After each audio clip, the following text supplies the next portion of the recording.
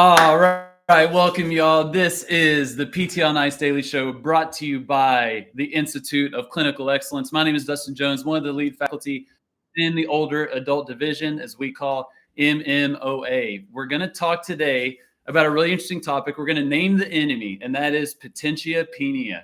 We're going to name the enemy, particularly when we're working with older adults, and that is Potentiapenia. This is brought to you by a listener question, a commentary that they wrote, and I want to dive into the topic of power, strength, sarcopenia as well. What should we really be focusing on? How can we screen? Before we get into the goods, I want to mention about some upcoming MMOA Live courses. MMOA Live is a part of the CERT MMOA curriculum.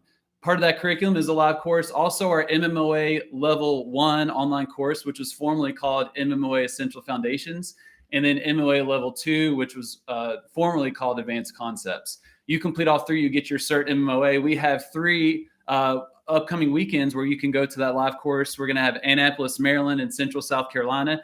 This upcoming weekend, November 11th, we're going to be in Rappingers Falls, New York.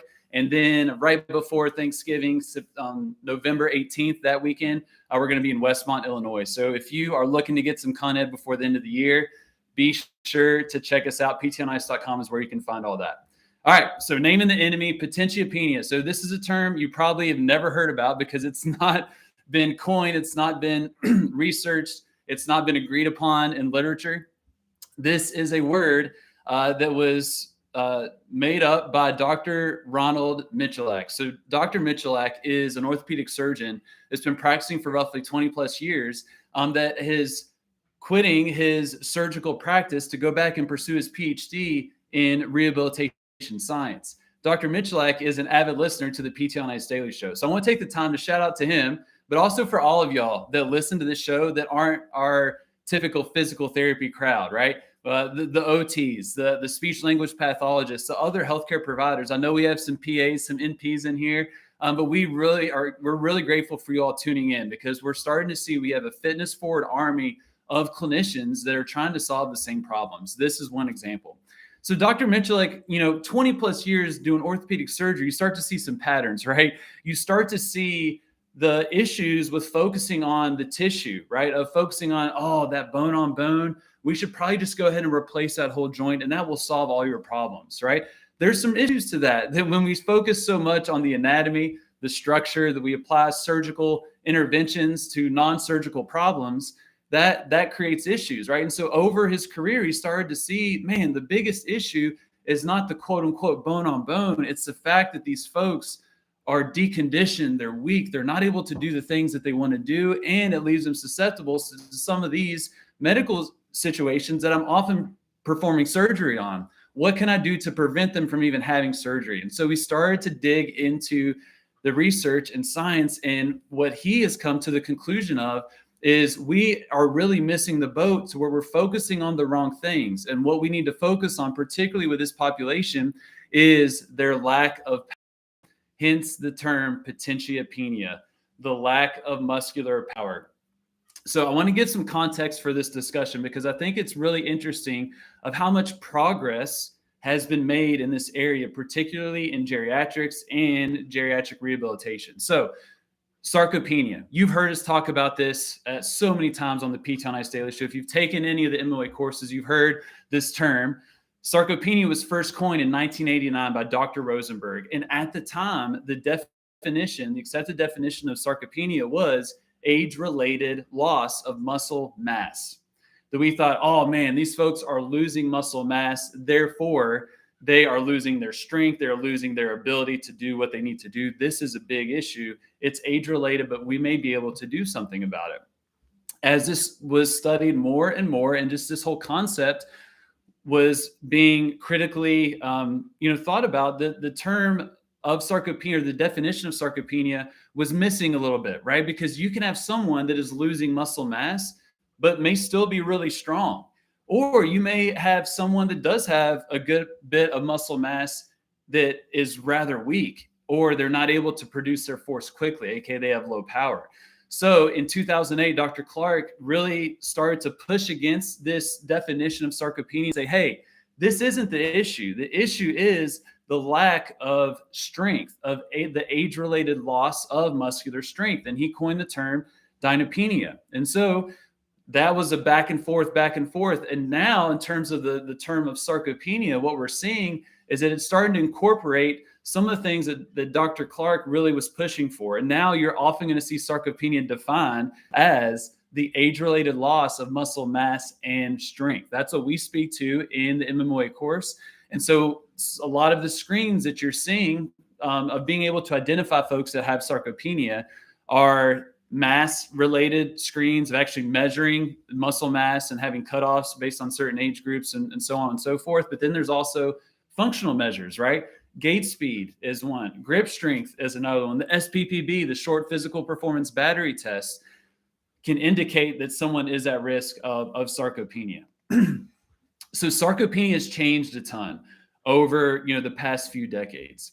Now, what's interesting is that the amount of research, which is so massive in this particular topic, that we have really good evidence to show, man, if this person scores below 1 meter per second, for example, on the gait speed, that this individual is at risk of sarcopenia. Also, a host of negative health outcomes. It's very predictive. We have a lot of data to show that poor performance on some of these outcome measures is a big issue and very predictive and warrants medical treatment or physical therapy, if you will, or occupational therapy, some of these rehabilitation-based services.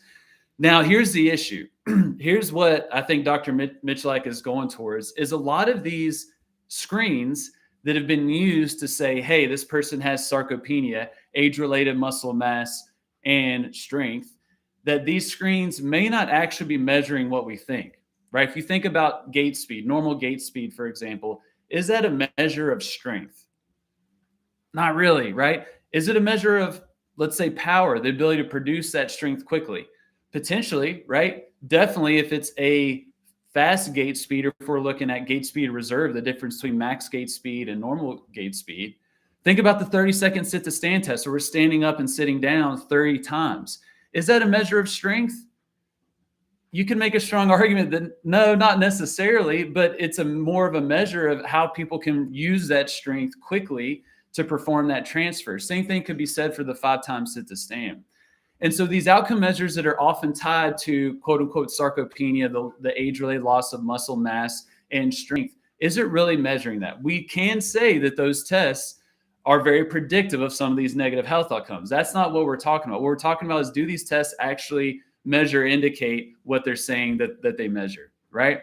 Now, here's I think the important part about this is that if I am performing a 5-time sit to stand test or a 30-second sit to stand test, and think that, this indicates that this person has impaired lower extremity strength, and I focus on strength-based interventions, right? I'm just worried about getting them stronger, not necessarily trying to help them get stronger, produce force quicker, aka power.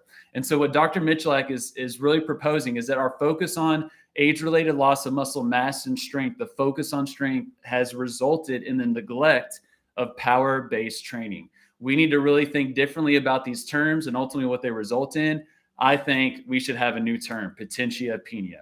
That was his argument. This is all in a beautiful commentary that I loved reading, that I'm going to link in the notes. So here's our take on this. I agree that we have really dropped the ball on power-based training, right?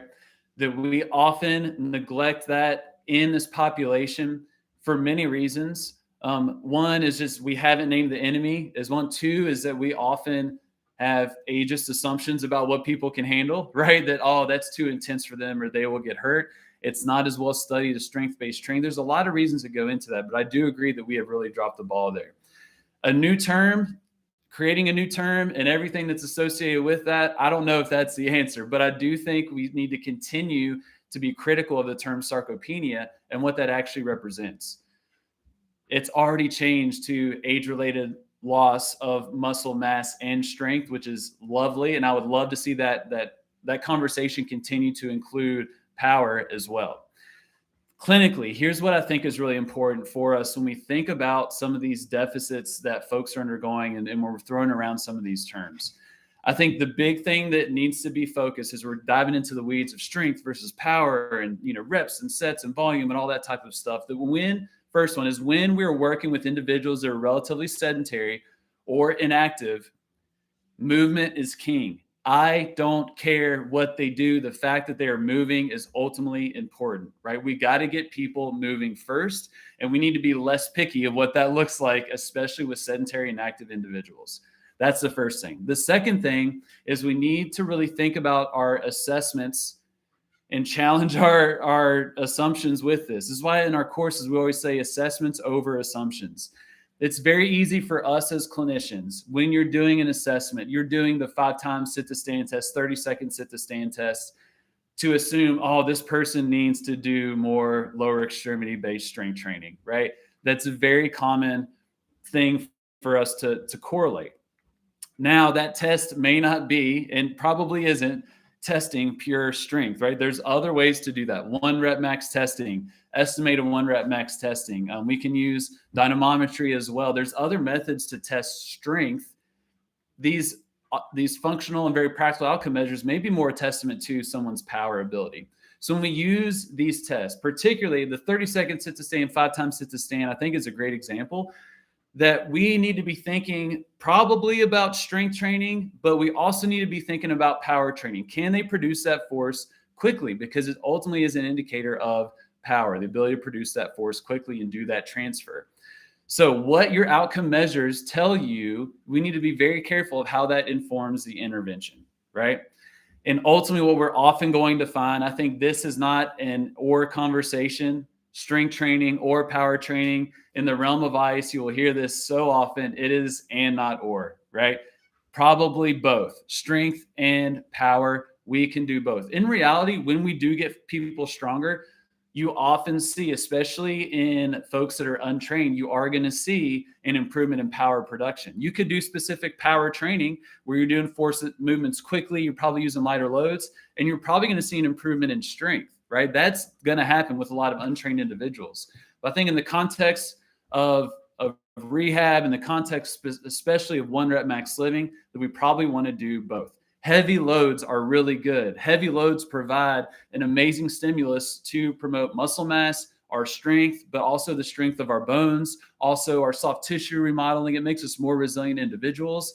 But fast loads are really good too, right? They give us that type 2 muscle fiber stimulation to prevent some of that preferential decline in those fibers. That quick speed is so practical for so many things that we do in the real world and also in high risk situations.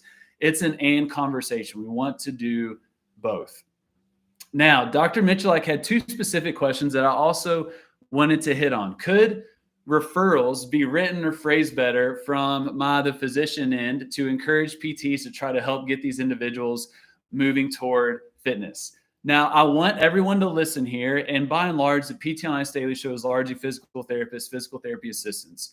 Think about what this physician just asked. This physician is basically saying, where are my fitness forward clinicians, right? Where are my fitness forward clinicians? Where are the people that I can trust with my patients? I love this question. I think from our angle, from kind of the rehab fitness side of things, let it be known. What are you about? Lock arms, lock shields with us, the ICE tribe, the ones that are really pushing this fitness forward message because there are healthcare providers looking for you. Now, Dr. Mitchell, from the physician standpoint, I do think it is helpful to make it clear as a physician that you have that fitness forward approach. And oftentimes we don't see that on referrals, right? It's the diagnose and treat, which you love as a PT, to be honest. But if you do run a 30-second sit to stand and acknowledge that it is under or below a particular cutoff, let it be known, and let it be known what you are thinking about, that it is a potential loss of power production potential, right? And let the PT do the job of assessing to determine, is this a bigger power issue or bigger issue of just producing force, of strength? But let it be known, I love it whenever I see another healthcare provider perform some type of screen, like a 30-second sit to stand, a timed up and go is another one. That tells me that this is a function-focused healthcare provider. And we're speaking the same language, especially when we're coming from the MOA tribe. We speak function, we speak that fitness forward mindset, include some of that information, and that's really going to get the point across, particularly to the fitness forward clinicians. I would also say Dr. Michalak is go to ptonice.com, look at the find an ICE clinician map, and build relationships with that person that is local. The second question that he asked was, are there any insights into Medicare billing or reimbursement that would allow them to do so and actually get paid for their expertise? So the question here is mainly looking at, he's interacted with some PTs where he sent the referral that was not pain-based, where these clinicians said, I can't get this covered, right? I treat pain. I get paid to treat pain. That is not correct, right? So you can definitely get reimbursed to have the fitness forward approach when you use appropriate outcome measures. When you can demonstrate medical necessity through the performance of these validated outcome measures that we cover extensively in our MMOA Level 1 online course and a little bit as well in our MMOA Live course. When we're using those outcome measures to demonstrate, hey, this person has this score, which based on the literature is showing that they are at a higher risk of whatever negative health outcome, usually it's a fall, that warrants your services. It is medically necessary. So we can have fitness forward physical therapy. This is what we often see in the context of home health. We treat more function than pain in the context of home health. Outpatient, not so much. It's more of a pain driver, but you can still have a fitness forward approach in the context of outpatient. These outcome measures are absolutely key because they demonstrate medical necessity. Multiple outcome measures, I should say. Great conversation. So what I want y'all to do, if you like this topic, I want you to come to Instagram and I'm going to drop a couple links. You could also send me a direct message at dustinjones.dpt and I'll send you the links as well because this is a really great conversation. I think by and large, yes, we need to get people stronger. We're already really pushing forward with that and I love that, but we may need to take it to the next level of power-based training. In terms of a new name, Potentiapenia, I don't know. I'll let the really smart people debate that and discuss that, but I'm going to keep pushing the message that we need to build people's resilience. We need to end winter at max living and really show that people may be quote unquote old, but not weak. Also that they may be quote unquote old and not slow. Y'all have a good rest of your Wednesday. I'll talk to you soon.